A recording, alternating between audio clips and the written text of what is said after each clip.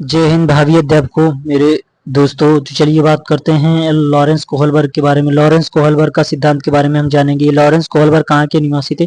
ये अमेरिका के मनोवैज्ञानिक थे। इन्होंने क्या किया कि नैतिक दुविधा और नैतिक तर्कणा के बारे में बताया, सिद्धांत बताया। Kohlberg theory of moral development की थ्योरी इन्होंने बताया, और गुड और बैड, राइट रॉन्ग का ये सारा इन्होंने थ्योरी बताया है। आगे देखते हैं हम कि कोहलबर्ग का नैतिक विकास का सिद्धांत। नैतिक विकास का सिद्धांत इन्होंने मोरल डायलेमा सिद्धांत दिया। जब हम सही और गलत काम को चुनते हैं, चुनने में क्या होता है कि संघर्ष कर रहे होते हैं, तो यह नैतिक दुविधा कहलाती है। दूसरे शब्दों में सही या गलत के प्रश्न के बारे में निर्णय लेने में शामिल चिंतन प्रक्रिया को नैतिक दुविधा कहते हैं। नैतिक दुविधा क्या होती है कि जब हम कोई चीज सोचते हैं कि यार ये चीज सही है या गलत होगा, ये चीज करना सही है या गलत होगा, कभी कभी हम इस दुविधा में फंस जाते हैं, तो उसको हम क्या कहते हैं? नैतिक दुविधा कहते हैं। अब एग्जाम्पल देखते हैं कि गरीब जो हिंज था, हिंज के पास क्या था कि पैसे न होने पर चोरी करने का प्रयास करता है। चोरी नहीं करेगा तो क्या होगा कि उसकी पत्नी बीमार, जो उसकी पत्नी है वो मर जाएगी। ठीक है, तो अब उसके मन में क्या है कि नैतिक दुविधा है। नैतिक दुविधा इसलिए नैतिक माना गया है कि एक तरफ उसकी पत्नी बीमार है, और अगर वो चोरी नहीं करेगा, उसके पास पहली बात तो पैसे नहीं है दवा कराने के लिए, तो वो क्या करेगा कि वो पैसे, डॉक्टर ने बोला कितने पैसे चाहिए तभी इलाज होगा, नहीं तो नहीं होगा, तो वो क्या करना है, चोरी ही उसके पास एक साधन बचता है। तो वो नैतिक दुविधा में फंस गया है कि वो चोरी करे या ना करे। तो अगर नहीं करता है तो उसकी पत्नी मर जाएगी। ठीक है, यानी कि जान से जा सकती है। तो इसलिए वो इसको क्या बोला गया कि नैतिक दुविधा, कि जब हम क्या करेंगे, सही और गलत काम को चुनने में क्या करें, संघर्ष कर रहे होते हैं कि ये चीज सही है या नहीं सही है यार करना। तो आगे क्या होता है, चलिए देखते हैं। नैतिक तर्कणा के बारे में हम देखेंगे। आगे क्या है कि नैतिक तर्कणा अब क्या होता है, मोरल रीजनिंग के बारे में बात करते हैं। तर्कणा सही और गलत के बारे में एक को चुनता है, इसमें तर्कणा कहलाता है। ठीक है, इसमें क्या होगा कि सही और गलत के में से एक को ही चुनना पड़ता है, तो वो क्या कहलाता है, नैतिक तर्कणा कहलाता है। अंत में हिंज क्या करता है कि चोरी करने का फैसला लेता है, तो इसको क्या कहते हैं, नैतिक तर्कणा। ठीक है, कि पहले यार तो जान बचा लो, उसके बाद यानी कि चोरी का जो भी होगा देख लिया जाएगा, पहले जान बचा लेते हैं। तो वो क्या हुई कि नैतिक तर्कणा हो गई। अब कोहलबर्ग ने नैतिकता को क्या किया कि 3 स्तर में बांटा। कोहलबर्ग ने नैतिकता को 3 स्तर में बांटा। ये बहुत पूछा जाता है, आप लोग ध्यान से देखिएगा। प्राक रूढ़िगत नैतिकता का स्तर, प्री कन्वेंशनल स्टेज, 4 से 10 साल होती है। इसका नैतिकता इसमें क्या होती है, 0 होती है, कोई भी नैतिकता इसमें नहीं होती है। और रूढ़िगत नैतिकता का स्तर, कन्वेंशनल मोरल स्टेज, 10 टू इसमें 10 से 13 साल। और उत्तर रूढ़िगत नैतिकता का स्तर, पोस्ट कन्वेंशनल स्टेज, 13 साल प्लस, यानी कि होती 13 साल के बाद। अब ये बहुत पूछा जाता है, इस पे आप ध्यान दीजिएगा, मैं जो बोल रहा हूँ। प्राक रूढ़िगत नैतिकता का स्तर, इस अवस्था में नैतिकता का अर्थ बालक निरपेक्ष एब्सोल्यूट रूप से को ग्रहण करते हैं। बालकों को अनुशासन का महत्व समझाया जाता है। ठीक है, कोहलबर्ग ने इस स्तर को 2 भागों में बांटा है। नैतिकता 0 होती है, बच्चा मम्मी पापा का नाम लेता है। ठीक है, बच्चा मम्मी पापा का नाम लेता है। इसमें क्या होता है कि प्राक रूढ़िगत नैतिकता का स्तर में क्या होता है कि इसमें नैतिकता 0 होती है। और इसको फिर कोहलबर्ग ने 2 स्टेज में बांट दिया। पहली क्या है कि दंड एवं आज्ञा पालन उन्मुक्ता। दंड एवं आज्ञा पालन उन्मुक्ता, ये बहुत पूछा जाता है। इसमें जो स्टेजेस बताई जा रही हैं, किस किस स्टेज में आएगी, मेन स्टेज में, वो आप ध्यान दीजिएगा। तो ये किस स्टेज में है, प्राक रूढ़िगत अवस्था में है। ठीक है, दंड एवं आज्ञा पालन का उन्मुक्ता इसमें होती है। पनिशमेंट एंड ओबीडियंट ओरिएंटेशन, इसमें बच्चे को पता होता है कि अनुशासित रहने पर दंड नहीं मिलेगा। कि जब भी देखते हैं कि छोटा बच्चा रहता है, उसको ये लगता है कि यार मम्मी मारेगी, हमको अनुशासन में रहना चाहिए, हमको चीजें गड़बड़ नहीं करनी चाहिए, ये सारी चीजें, तो उसको ये रहता है कि अनुशासन में रहने से दंड नहीं मिलेगा, नहीं तो मार खाएंगे भाई। ठीक है, हिंज की चोरी करने पर बच्चों का यह सोचना है कि हिंज का चोरी करना गलत था, क्योंकि अगर वो चोरी करेगा तो उसे क्या करेगी, सजा मिलेगी। एक कहानी सुनता है बच्चा, तो उसको ये लगता है कि यार चोरी करना गलत बात है। उस समय उसके माइंड में क्या रहता है, चोरी करना गलत बात है, अगर हम चोरी करेंगे तो हमको दंड मिलेगी, सजा मिलेगी। तो बच्चे के माइंड में क्या रहता है, ये फर्स्ट स्टेज में बताए गए हैं कि इसमें क्या रहता है कि दंड एवं आज्ञा पालन की उन्मुक्ता रहती है। ये ए नंबर में बताया गया है, फर्स्ट स्टेज की फर्स्ट पार्ट में ही बताया गया है। सेकंड में देखते हैं क्या है कि साधारण सापेक्षता उन्मुक्ता आ जाती है इसमें, वैयक्तिकता और विनिमय। ठीक है, अब देखते हैं इस अवस्था में क्या होता है, बच्चा अपना आवश्यकताओं के प्रति सचेत रहता है और दूसरे के अधिकारों को भी समझने लगता है। इन्हीं विचारों की वजह से वह दूसरों के आवश्यकताओं को पूरा करने को प्रयास पर समझौता करने के लिए तैयार हो जाता है। ये एग्जाम्पल, यदि बच्चे को बोला जाता है कि तुम मेरी पीठ खुजली कर दे तो मैं क्या करूंगा, तुम्हारी पीठ पे भी करूंगा। वह बच्चा मान लेता है। ठीक है, कहते हैं ना कि बच्चा, जिससे इसमें क्या होता है कि बच्चा राजी हो जाता है, यानी कि समझौता करने के लिए राजी हो जाता है इस स्टेज में, कि वो दूसरों की मदद करने के लिए राजी हो जाता है, ताकि क्योंकि टिट फॉर टैट इसमें बोला गया स्टेज। ये पूछा जाता है टिट फॉर टैट की अवस्था किसमें आती है। टिट फॉर टैट आपको ध्यान रखना है कि जैसा तुम करोगे वैसा मैं भी करूंगा भाई। चलो तुमने ये किया, अच्छा मैं भी यही करूंगा, चलो तुम्हारे साथ, तुमने मेरी पेंसिल तोड़ी मैं तुम्हारी पेंसिल तोड़ देता हूँ।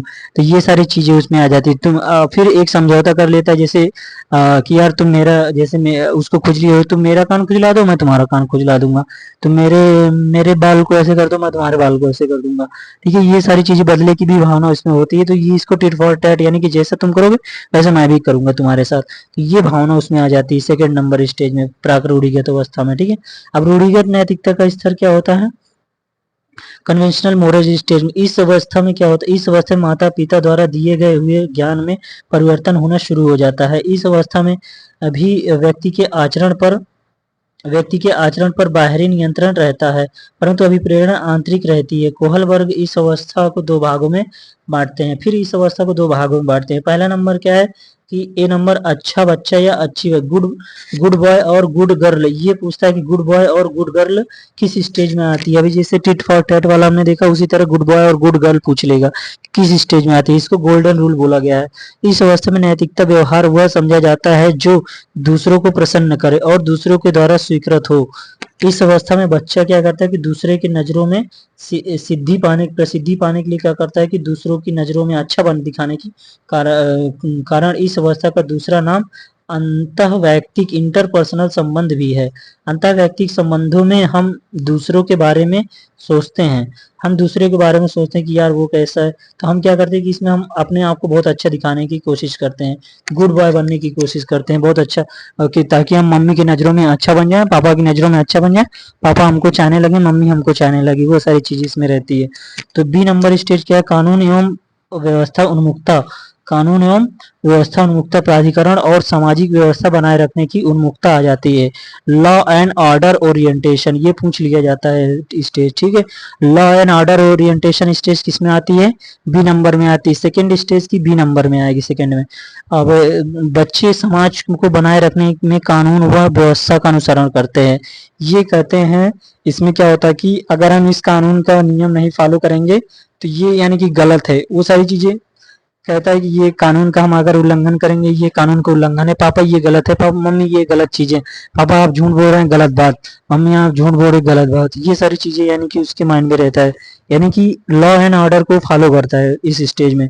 अब देखते हैं थर्ड स्टेज में क्या होती है कि उत्तर रूढ़िगत नैतिकता, पोस्ट कन्वेंशनल स्टेज में क्या होता है कि इस अवस्था में वयस्क चीजों को निर्धारित करना, वयस्क चीजें क्या करते हैं, निर्धारित कर, सीख कर उसके अनुसार काम करता है बच्चा। ठीक है, उसके अनुसार काम करता है। इसकी दो अवस्थाएं हैं, इसमें भी दो अवस्थाएं हैं। इसमें डिसीजन खुद लिए जाते हैं, समाज के अनुसार नहीं लिया जाता है। बच्चे इसमें डिसीजन अब खुद लेगा, अब समाज के अनुसार वो नहीं चलेगा। ठीक है, आगे देखते हैं। आगे हम, अब बच्चे इसमें खुद डिसीजन लेगा। ठीक है, इसमें भी दो स्टेजेस बताई गई हैं। तो चलिए देखते हैं। इस अवस्था में किशोरों का पहली स्टेज क्या है, सामाजिक अनुबंध उन्मुखता, सोशल कॉन्ट्रैक्ट ओरिएंटेशन। ठीक है, इस अवस्था में क्या होगा, किशोरों का मानना यह होता है कि नियम लोगों के भले के लिए बनाए गए हैं, परंतु अगर उस नियम से किसी के व्यक्ति या मूल्यों को नुकसान पहुंचता है तो इस नियम को तोड़ देना चाहिए। इस नियम को क्या करना है, तोड़ देना चाहिए। जैसे एग्जांपल, किसी के पापा को चोट लगने पर है ट्रैफिक रूल को तोड़कर रोड को क्रॉस करना। अगर पापा को चोट लग गई तो बोलेगा कि नहीं, पापा को चोट लगी है, मैं अब ये रूल को नहीं फॉलो करूंगी। पहले क्या होता था, उस स्टेज में लॉ एंड ऑर्डर को फॉलो करता था, सेकेंड स्टेज में कि नहीं ये चीजें गलत है, ये आपने रोल पापा आपने ये गलत कर दिया, पापा ये आपने रूल तोड़ा, गलत बात। अब इसमें क्या करेगा कि इसमें पापा को अगर चोट लगी तो वो यानी कि नहीं देखेगा।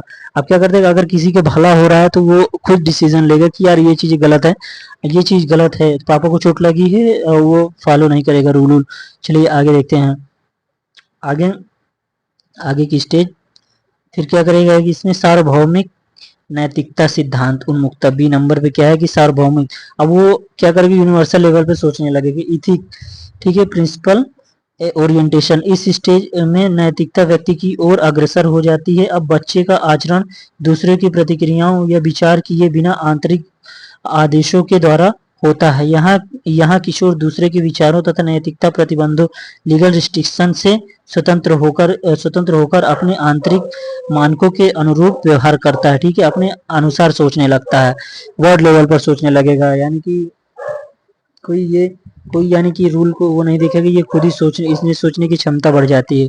कोहलबर्ग ने अपने नैतिक विकास के चरणों में सार्वभौमिक तथा अपरिवर्तनीय माना है। कोहलबर्ग ने अपने नैतिक विकास के चरणों में क्या कर सार्वभौमिक और अपरिवर्तनीय माना है, ठीक है। आगे देखते हैं। आगे कोहलबर्ग के सिद्धांत की आलोचना किसने की थी? कोहलबर्ग के सिद्धांत की आलोचना भी हुई। अब जब इतना कुछ बोला गया भाई कोई ना कोई आलोचना तो करेगा ही, तो कैरल और गिलिकन के अनुसार कोहलबर्ग की क्या की गई कि आलोचना की गई। कैरल गिलिगन ने कहा कि जो कोहलबर्ग का सिद्धांत नैतिक इसमें भेदभाव बढ़ावा दिया जाता है, फीमेल को क्या किया गया है, इसमें इग्नोर किया गया है, उन्होंने बताया। कैरल गिलिगन ने कहा कि इसमें फीमेल को इग्नोर किया गया है, इसमें यानी कि यही उन्होंने क्या किया कि इसमें आलोचना की कि इसमें स्त्री लैंगिक भेदभाव बताया इनके सिद्धांत को, ठीक है। इन्होंने खाली बच्चे को ही लेकर के चला, बच्ची को नहीं लेकर के चला, गुड बॉय गुड गर्ल ये सारी चीजें, यानी कि इसमें क्या कहा कि इन्होंने भेदभाव किया, किसके साथ, फीमेल के साथ फीमेल को इग्नोर किया, ये चीजें बताई आलोचना में कैरोल गिलिगन में। पूछेगा कि कैरोल आलोचना किसने की थी कोहलबर्ग की, तो कैरोल गिलिगन ने इनके सिद्धांत की आलोचना की थी। तो ये रहा आज का, इतना ही टॉपिक है, तो थैंक यू सो मच।